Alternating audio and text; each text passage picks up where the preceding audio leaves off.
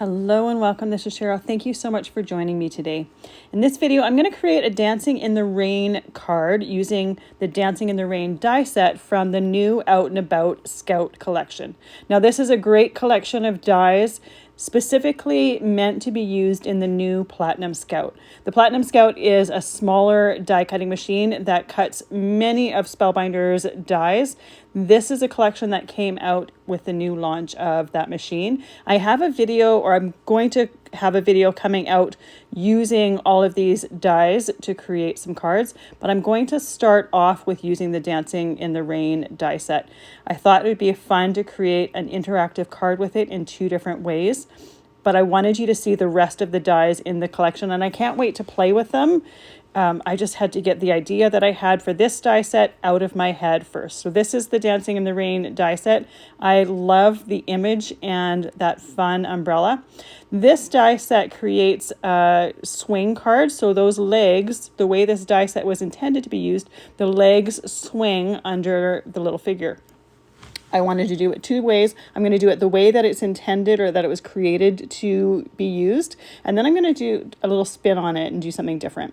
So I have two backgrounds here. The white cardstock is just white hammermill cardstock. The blue there is just a cardstock scrap that I had that I'm going to use for my second background. I have a raindrops stencil here that I'm going to use for that background because it works perfectly with this image.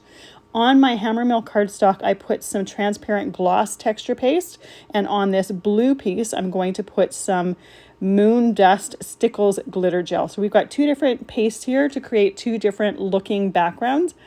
I wanted to create two different backgrounds so that you could see how easy it is to change up just a background or just different elements. And I'm also using two different color palettes for the die cuts for these sets. So I had that paste on that background and I let it dry for probably about an hour. Cleaned off that stencil just by running it under warm water and rubbing any of that paste that was on the stencil and the palette knife off. And now I'm ready to start creating my cards. So my white piece of cardstock was a little bit bigger than I wanted it to be, so I just trimmed it down to 4 inches by 5 1/4 inches. And I'm using several different colors of distress inks to create an ink blended background. Because that texture paste on that background is transparent gloss, I've got glossy raindrops, and it's also going to resist the ink that I'm using to create the ink blended background. You could also use that stencil to just ink that background and create colored raindrops, but I really love the look of the white raindrops with the colored background, and this is the easiest way for me to get it. So the colors that I used here was Lost Shadow on the bottom, then I used Weathered Wood, and then Faded Jeans, and now I'm just going in with some Chip Sapphire just to darken the edges, especially the top. But I always love when the edges are a little bit darker and it kind of creates a bit of a matte or a bit of a frame. Once I'm done that, I clean off all the ink on my surface so that I don't accidentally get it on something that I don't want to get it on, and wipe that nice and dry. I've got all my die cuts already cut, ready to go, and I've used several different colors of Spellbinders cardstock here. For the silver piece for the rain or the puddle at the bottom, I've got some Mirror Silver. For the blue here, it's Cosmic Sky. This pink color is Dahlia. And then the yellow for the rain jacket is Sunkissed, and the navy for the pants is Indigo. So these die sets are really easy to put together. When you die cut them, it creates a crease or a little indent where the other pieces go. So there's very little guesswork to it. For the umbrella here, I found that it was easiest to put the two largest pieces on first. Those were very easy to know which way each one of them went. And then when it came to the top pieces, I found that the curve on the one end of one of the pointed areas made it really easy to know exactly which piece went where. For this little girl, I'm assuming it's a girl. It could be a boy. I'm assuming it's a girl. So I did white glitter for the boots, and then the die that cuts those boots also cuts the little tiny end for the center of the umbrella. So that is also white glitter as well. You could die cut it in whatever colors you want. I think this would be fabulous die cut with glossy cardstock as well. So I'm going to start assembling everything. Now that all my die cut pieces are assembled and ready to go, I glued down my puddle, and while I'm waiting for that to dry, I can show you how the swing mechanism works. You need to use round foam pop dots, and you need a foam pop dot that is smaller than the circle that gets cut when you die cut the pieces from cardstock. If your foam pop dot is too tight, it won't swing. Now here, my puddle wasn't quite glued down very well yet, so it keeps catching on that puddle, but you can see that it swings freely. It's not too tight on that foam pop dot there. So we glue down the puddle, position where we want those legs to go, and then you can put that foam pop dot right in that center. And now the rest of the pieces need to be glued down with foam pop dots as well, because we want them raised and covering the top part of those pants.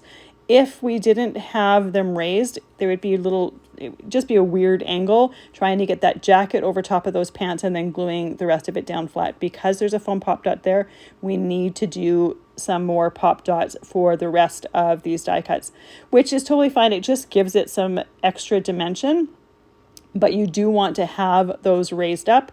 And I just use those same pop dots there. And I also test it while I'm working to make sure that it's swinging nice and freely. Now, part of the reason why it gets caught is the dimension from the raindrops from the texture paste made that puddle a little bit raised in on that end that it keeps getting caught on. So I keep pushing it down to flatten it nicely. There's not a ton of dimension to that texture paste, but just a little bit. When that is glued down nice and flat, it wouldn't catch on there. And so after a minute of making sure that it was glued down and not popping up, I find that they swing a little bit better.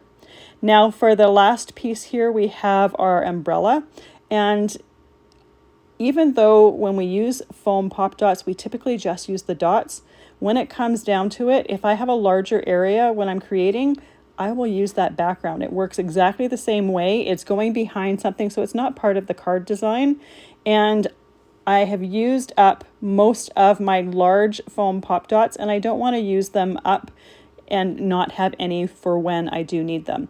Might as well get as much use out of our supplies as possible. So I am using these large pieces here in order to fill in the top of that umbrella to give it enough support when putting it on our card background. Again, anytime we can stretch our supplies a little bit farther, it's always nice to do that. So with that top, using the backing from the foam pop dots, I can put a couple smaller ones on the side of it. I want to make sure to leave the center bottom part open because this piece here is going to go over top of that little raincoat, and I want to make sure that I don't have a pop dot in the way when I'm gluing that down. So with all of that ready to go, I can take my backing off and I can glue that down to the front of this. I think this die set, you could have so much fun with different colors of cardstock to make the different pieces. You could also use glossy cardstock for the little rubber boots and the rain jacket. If you didn't have the color of glossy cardstock you wanted, you could use glossy cardstock with alcohol inks to create the color you wanted. So you could really have a lot of fun with this. You could also take some glossy accents and put it right on top of that puddle to give it even more shine and more dimension. If you ended up doing that, what I would do is add a little piece onto the top back of the legs to give it a little bit of dimension back on the top there so those feet stood out a little bit more. And here is our finished card. You could see how easy that was to put together. It's one of those things that looks complicated, but it's really quite easy. So now that we've done our first card, we're going to do the second card.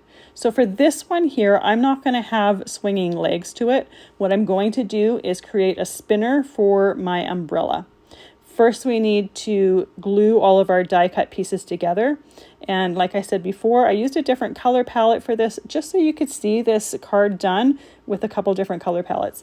I wanted to keep the figure and the umbrella with nice bright colors and have a little bit more dull or muted colors for the background, because I just love the look of nice, bright, vibrant umbrellas with kind of a dreary background. I think it looks fun, and when we're creating, it's nice to have creative control over things like that, like the color palettes.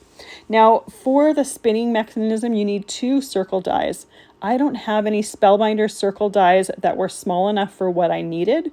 So what I did was I used the large O from the Be Bold uppercase alphabet. It's nice and circular enough for what we need. And then I used the sun from the Tunnel Clouds die set. You need 1 circle that is just a little bit bigger than the foam dot that you want to use, and then you need another circle that's larger than the first one that you're going to use. The larger circle is going to go on the back to make sure that your foam mechanism has a backing to it and won't just fall out. And the smaller circle is to put in your card image piece in order to fit that spinning mechanism through. Before I figure out where to position that spinning mechanism on my card front image piece here, I'm going to glue down most of the die cut. So I'm gluing down the puddle, I glued down the little pants, and then I'm gluing down the jacket. By having those glued down, I can figure out exactly where that umbrella is going to go and where to put my spinning mechanism. And by doing a little pencil mark there, I can make sure that I know exactly where I need it to be, and then I can put my die on there, tape it in place to make sure nothing moves out of place, and then I can die cut it. The one thing I forgot to do is I wanted to do just a tiny little bit of ink blending on this one around the outside edges. I didn't want to do as much as I did for the first one because I already have colored cardstock here.